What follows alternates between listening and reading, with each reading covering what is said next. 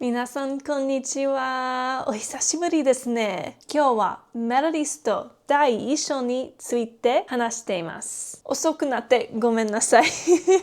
あと、私のスケートの近況についてもお知らせしたいので、ぜひ最後まで見てくださいね。皆さん見てくれてありがとうございます。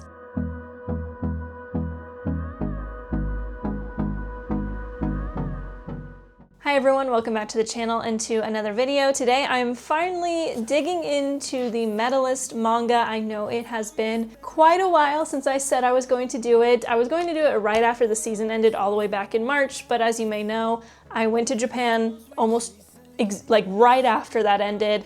And things got busy over the summer and I didn't get around to it until now. So better late than never, right? But a lot of things have happened over the summer in the world of skating for me, so I also wanted to take this time to give you all a quick update on what I'm up to and what I'm doing and what the future is going to look like for me. So before we do that though, don't forget to like the video, subscribe to the channel, and leave a comment your thoughts. Now, for those of you who maybe this is your first time at the channel, I am a figure skater. That's what kind of got me started on reacting to Medalist back in January. I'll put the playlist in the description if you are interested. And fun fact, while I was watching Medalist, the show really inspired me to finally make the decision to get back into skating. I had been going back and forth on it for quite a while, and because this show was so speaking to my heart throughout the entire first season, I realized how much I missed it and how much I wanted to get back into it. And it took me a little while because of my trip to Japan and summer being a little bit crazy, but I took my very first lesson on June 30th with my coach, and I am now officially back into it, which is crazy. So a quick update, I did unfortunately get sick for an entire month right after I got back into it. My first lesson was June 30th, and then I got sick mid-July and literally took an entire month off because of it, because I was down and out for a month. It was crazy. But I'm really excited to report that I already have an axle back, which I was very nervous about, and it ended up kind of surprising me how quickly and easily it came back.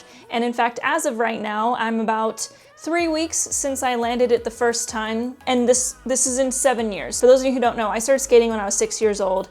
And then I stopped skating when I was 13 for a few years, came back for a little while, and then stopped again when I was about 22, 23, and I have not gone back on the ice until now, and I'm now 29. So fun fact, I literally stopped jumping in the fall of 2018 and did not jump again until the summer of this year. So it was about 7 years of absolutely no jumping.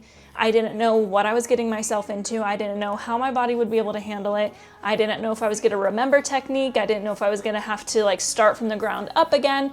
And surprisingly, I'm doing okay. So the axle is actually easier now than it was, even though my body is a lot older. I think that because I'm in a different mindset with this skating time, I'm truly doing it because I want to and because I love it. I think previously I was doing it because I loved it, but I also felt like I had to do it for whatever reason. I was also financially not very capable of keeping up on things and was always stressed out about paying my coaches, but this time I'm in a much better financial spot so I can keep up on things, and I'm just happy. My coach even commented a few weeks ago that she can tell that I'm just doing it because I want to, and that makes things a little bit easier. I'll put a video right here. This was, I think, my second attempt at an axle, and I went, I think, 3 out of 4 attempts, and the only attempt that didn't go well, I just kind of jumped out of it. I didn't even do it. And ever since then, I've done it 4 more days since then, and I've landed every single one, so I'm really excited. It's genuinely easier than it was. I've had a love-hate relationship with the axle. It's never been my favorite jump.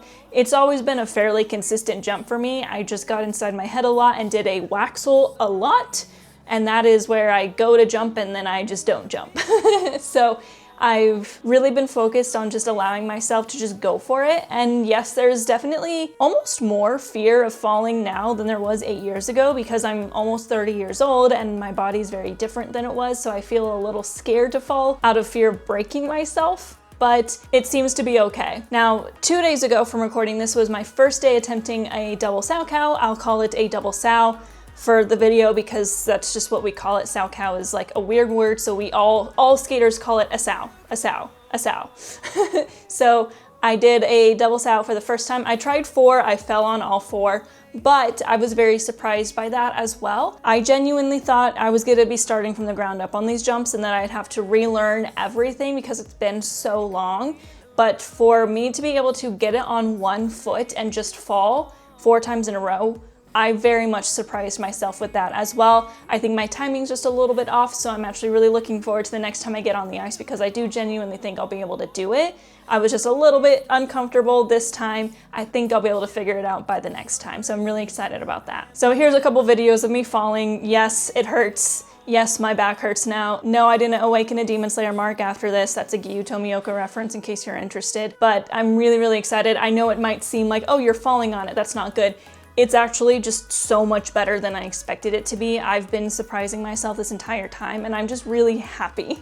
Now, I am gonna be choreographing a new program soon, which is a big, big exciting moment. I'm gonna get to skate to music that I want to skate to, and if you watch any videos on my channel, you might have a good, educated guess at what I'm skating to. I'm not gonna say it now, but it's pretty easy to figure out, and I will let you all know what I'm skating to at a later time.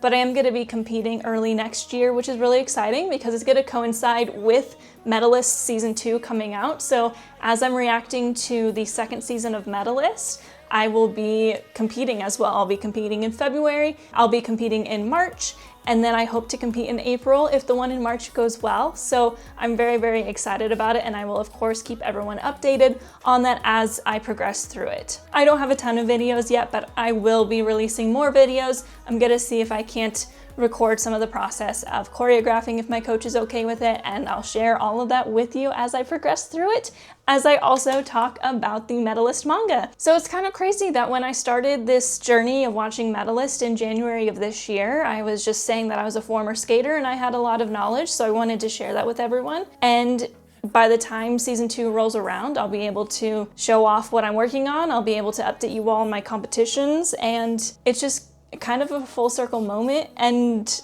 part of the reason why I got so motivated to do it is because of all of you guys. So if you're watching this, thank you so much for watching my videos about it. It truly was just a perfect storm of motivation to get back into it, and I couldn't be happier. I don't know if you can tell the pure happiness that I feel that I get to update you all on it and talk about it, because I'm just so happy to be back in skating. It's kind of crazy. So with that, that's kind of the update. There will be more updates to come. I'll probably try and take every video that I talk about the manga to update, as well as the anime once it starts, because I'll be ramping up. So keep an eye out, I'll be doing more updates, but let's talk about Chapter 1 of Volume 1 of Medalist. I was gonna talk about all 3 chapters. I think the last 2 were just kind of filler. I wasn't really planning on talking about it. But because I just spent 10 minutes talking about my own skating, I'm gonna focus on just the first chapter because I have a lot of notes on it. And then for the next videos, I'll try and get at least 2 chapters done per video. We will see. We'll see kind of how these are doing and that sort of thing. I kind of want to set it up where I finish talking about the manga right up until Season 2, because for the record, I am planning on stopping at Volume 4 right now. That's where everyone says the anime ends. And I don't want to spoil myself because I'm still going to react to Season 2. So this is kind of my plan for the fall and winter before the season starts in January, which is kind of crazy. Only 3 months away. I cannot believe that 2025 is coming to an end already. It's absolutely crazy, but you know, it's true what they say, time flies the older you get. And I turn 30 next year, which is, I'm trying to not think about it. I literally just turned 29 like a week and a half ago. So I'm not gonna think about 30 for at least 6 more months.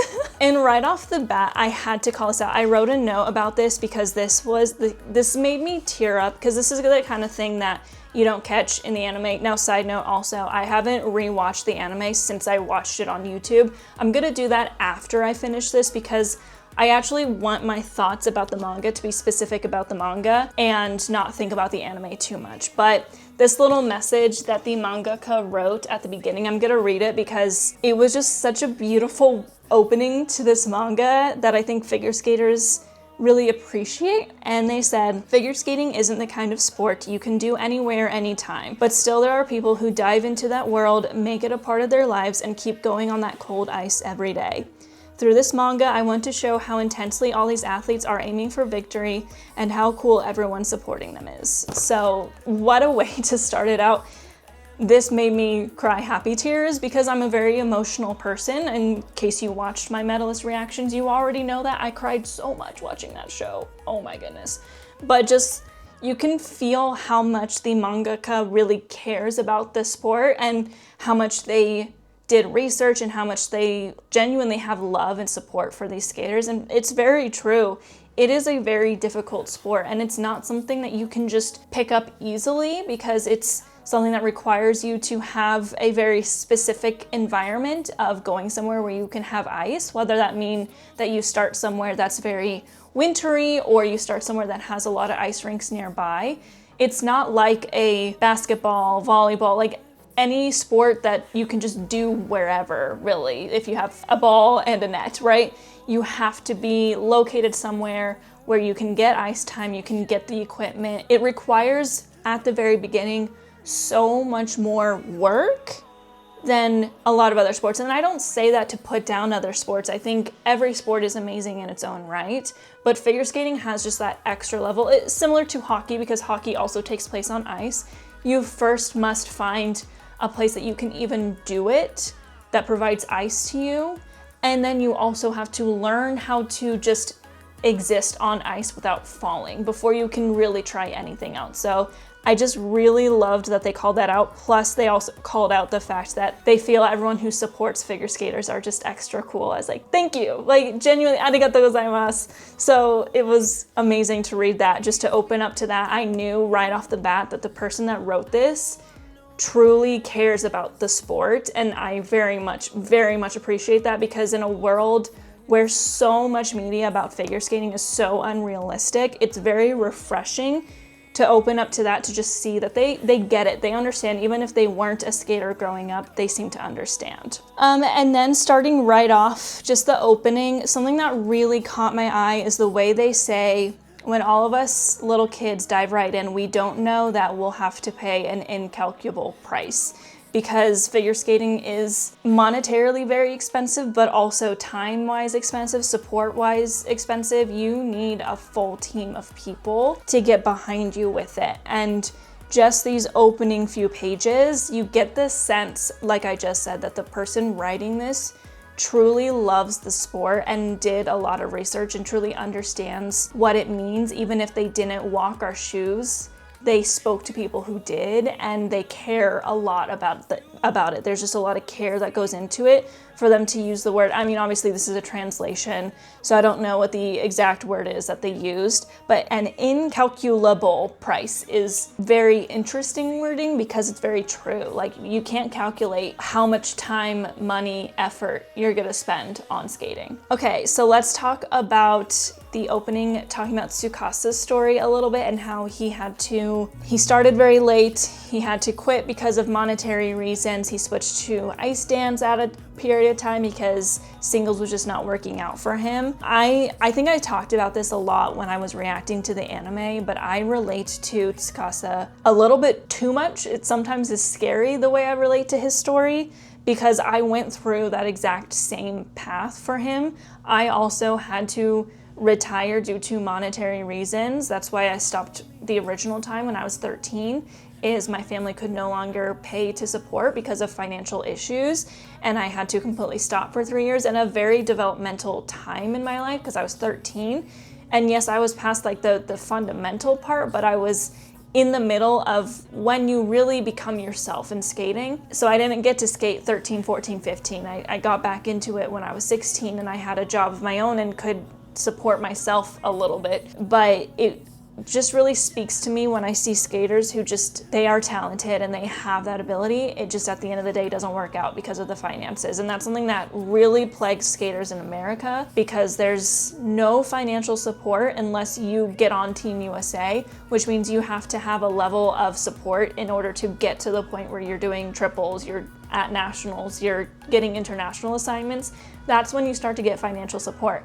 You have to make your own way until then, and it is thousands upon thousands upon thousands of dollars that you throw at it that might never make anything of, because it's so hard to get there. Most of the friends that I grew up with skating, their parents were doctors, lawyers, CEOs, you know, the big ticket, super high paying jobs where the parents could just throw $1,000 at their child skating a week, or more, like more than $1,000 sometimes. And it wasn't even a drop in the bucket. My family was never like that. And then when we went through financial issues during the economy fall in 2008, it just caused even worse issues. And it was either get food on the table for the family, I have 2 older sisters, or keep skating, which obviously was, we have to keep food on the table. So Tsukasa having to stop because of monetary reason, it feels very personal to me. Also commenting on him mentioning that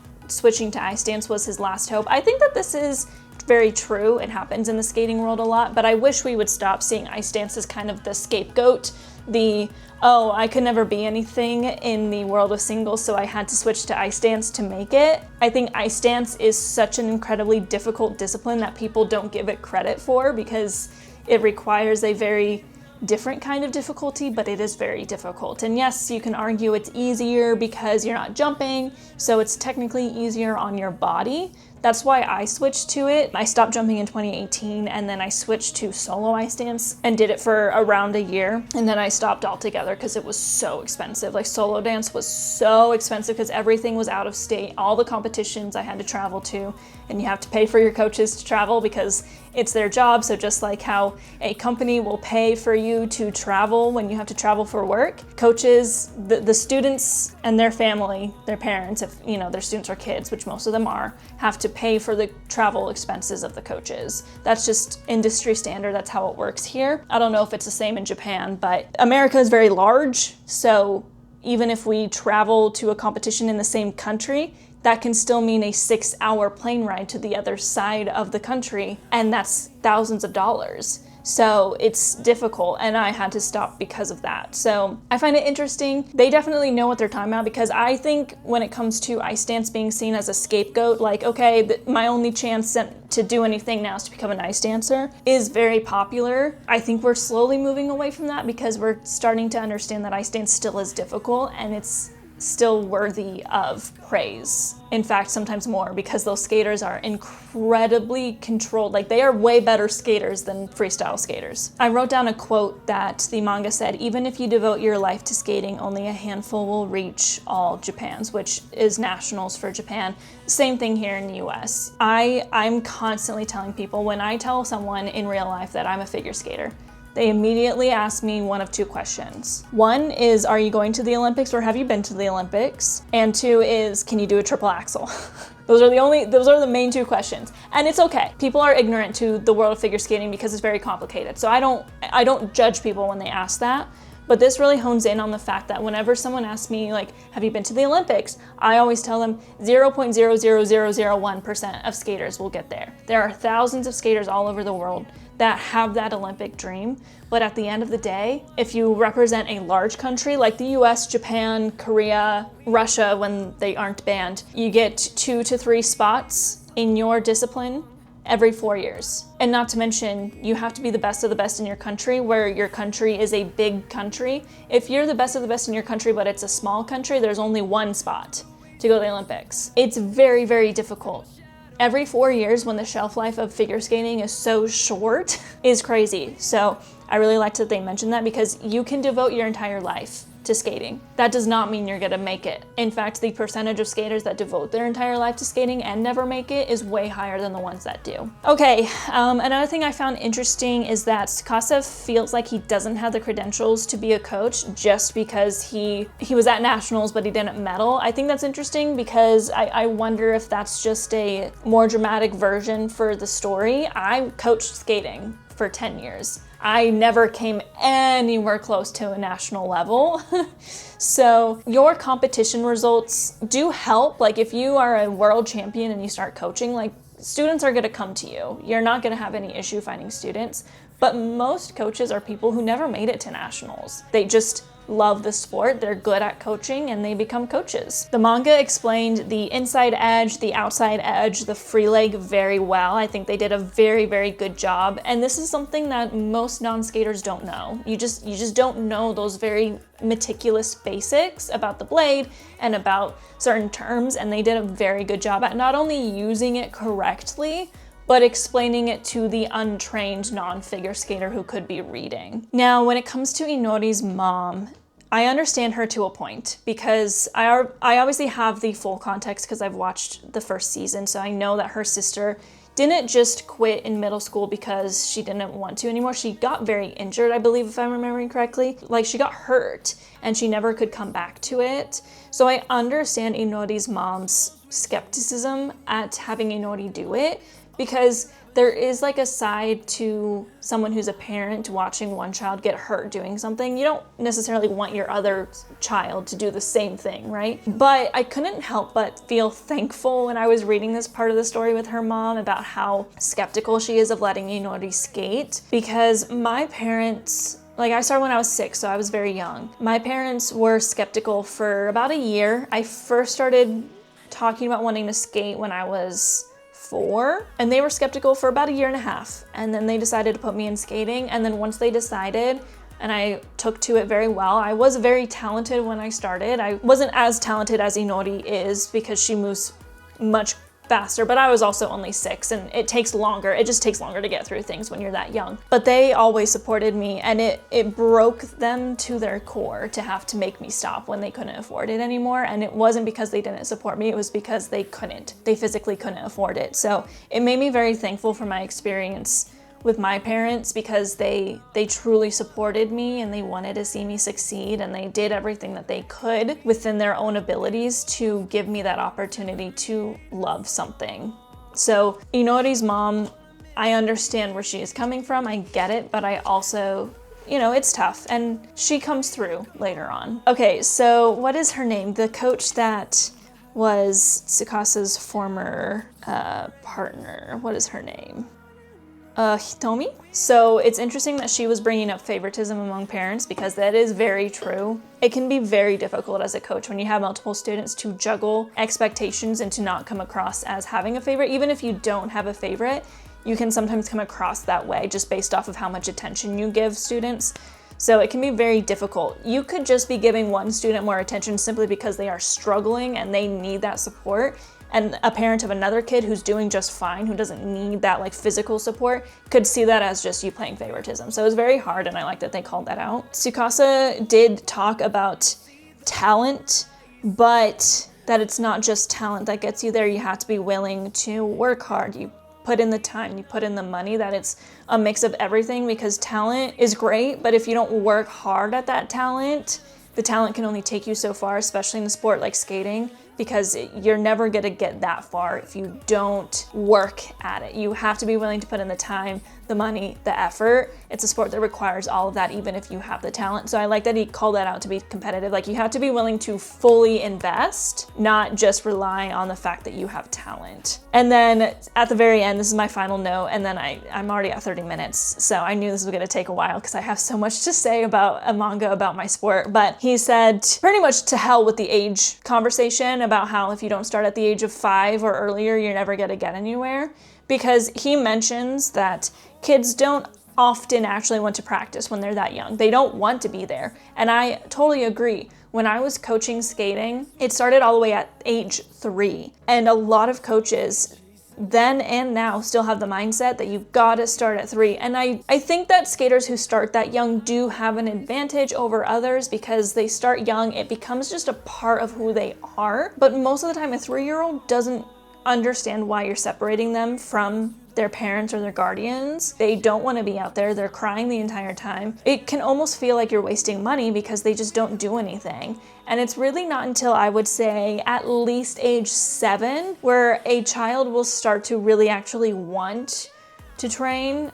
So there is that level of, from the ages of like 3, which is when you technically can start, although some skaters will start when they're 2, if their parents were skaters or that sort of thing. From 3 to like 7 or 8, the kid generally doesn't really want to be out there. They don't have a desire to practice because they're a literal small child. They want to play. Every once in a while, you'll find one that really wants to be out there. They just love it. But for the most part, most of those kids are just crying. And I think in the manga, they actually showed a kid that was very young crying to their mom about not wanting to be there.